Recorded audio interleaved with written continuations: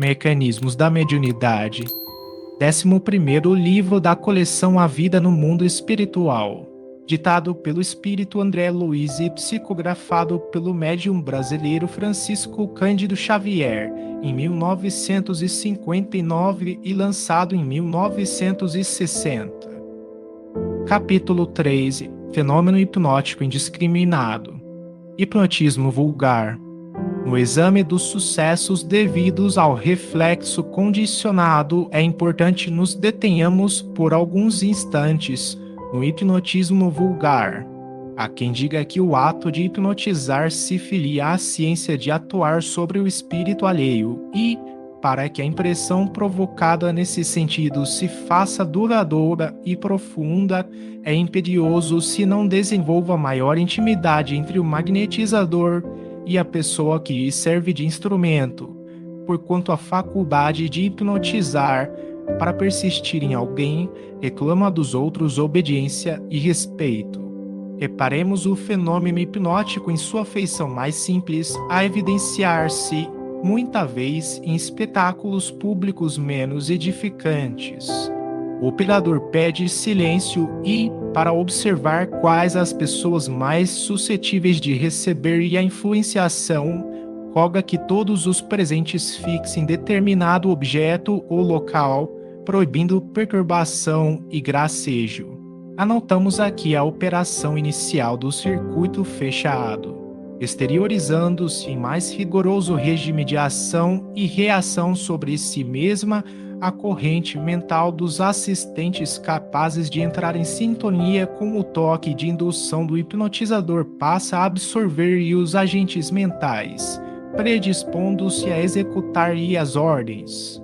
Semelhantes pessoas não precisarão estar absolutamente coladas à região espacial em que se encontra a vontade que as magnetiza.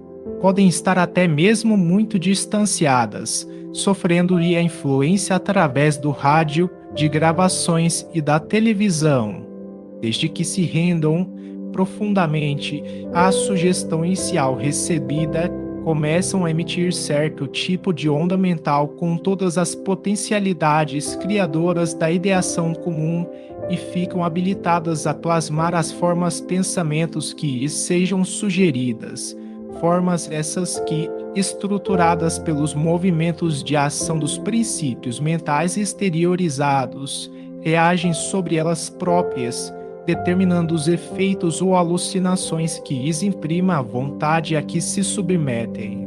Temos aí a perfeita conjugação de forças ondulatórias. Graus de passividade.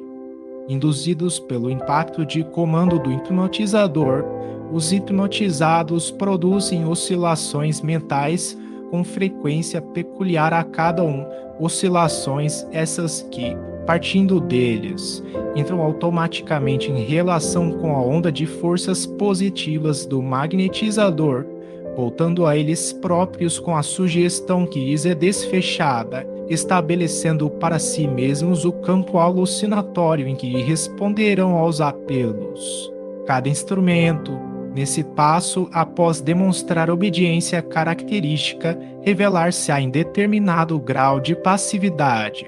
A maioria estará em posição de hipnose vulgar, alguns cairão em letargia e alguns raros em catalepsia ou sonambulismo. Nos dois primeiros casos, isto é, na hipnose e na letargia, as pessoas apassivadas, à frente do magnetizador, terão libertado, em condições anômalas, certa classe de aglutininas mentais que facultam o sono comum, obscurecendo os núcleos de controle do espírito, os diversos departamentos cerebrais.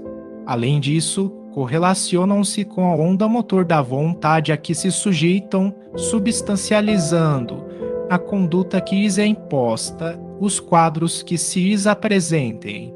Nos 2 segundos, na catalepsia e no sonambulismo provocado, as oscilações mentais dos hipnotizados, a reagirem sobre eles mesmos, determinam o desprendimento parcial ou total do perispírito ou psicossoma que, não obstante mais ou menos liberto das células físicas, se mantém sob o domínio direto do magnetizador, atendendo-lhe às ordenações. Ideia tipo e reflexos individuais. Na hipnose ou na letargia, os passivos controlados executam habitualmente cenas que provocam admiração pela jovialidade com que se manifestam. O hipnotizador dará, por exemplo, a 10 passivos, em ação, a ideia de frio, asseverando que a atmosfera se tornou subitamente gélida. Expedirão todos eles, para logo, ondas mentais características, associando as imagens que sejam capazes de formular.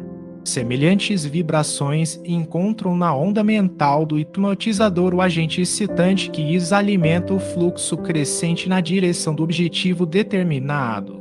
No decurso de instantes, essas vibrações terão reagido muitas vezes sobre os cérebros que as geram e entretecem, inclinando-os a agir como se realmente estivessem em pleno inverno. Cada um, entretanto, procederá no vai-vém das oscilações de maneira diversa. Aqui, um deles abotoará fortemente o casaco, ali, outro se encolherá, vergando a cabeça para frente, acolá, outro fará gestos de quem toma agasalhos, utilizando objetos em desacordo com os que imagina, e, além, ainda outros tremerão, impacientes, como que desamparados à ventania de um temporal. O toque excitante do hipnotizador lançou uma ideia tipo, contudo, as mentes por ele impressionadas responderam em sintonia, mas segundo os reflexos peculiares a si mesmas. Aula de violino. Na mesma ordem de fenômenos, o hipnotizador sugerirá os mesmos passivos em sono provocado que se encontram numa aula de música e que lhes cabe o dever de ensaiarem ao violino. A mente de cada um despedirá ondas de acordo com a ordem recebida, criando a forma pensamento respectiva. Em poucos segundos, sob o controle do magnetizador, tê-la-ão plasmado com tanto realismo quanto lhe seja possível. Os mais achegados ao culto do referido instrumento assumirão a atitude consentânea com o estudo mentalizado, conjugando movimentos harmoniosos com a dignidade de um concertista, enquanto os adventícios da música exibirão gestos grotescos, manobrando a forma pensamento mencionada quais se fossem crianças injuriando a arte musical. Em todos os estados anômalos a que nos referimos, os sujeitos governados demonstrarão certo grau de passividade. Da hipnose semiconsciente ao sonambulismo profundo, numerosas posições se evidenciam. Hipnose e telementação. Em determinados estágios da ocorrência hipnótica, verifica-se o desprendimento parcial da personalidade, com o deslocamento de centros sensoriais. Ainda aí, porém, o hipnotizado, no centro das irradiações mentais que lhe são próprias, permanece controlado pela onda positiva da vontade a que se submete. Nessa condição, e se o aquele passivo pode ainda representar o papel de suposta personalidade, conforme a sugestão que o magnetizador lhe incuta. O hipnotizador escolherá, de preferência, uma figura popular, um cantor, um literato ou um regente de orquestra que esteja no âmbito de conhecimento do passivo em ação e ensiná-lo a sentir-se como sendo a pessoa lembrada.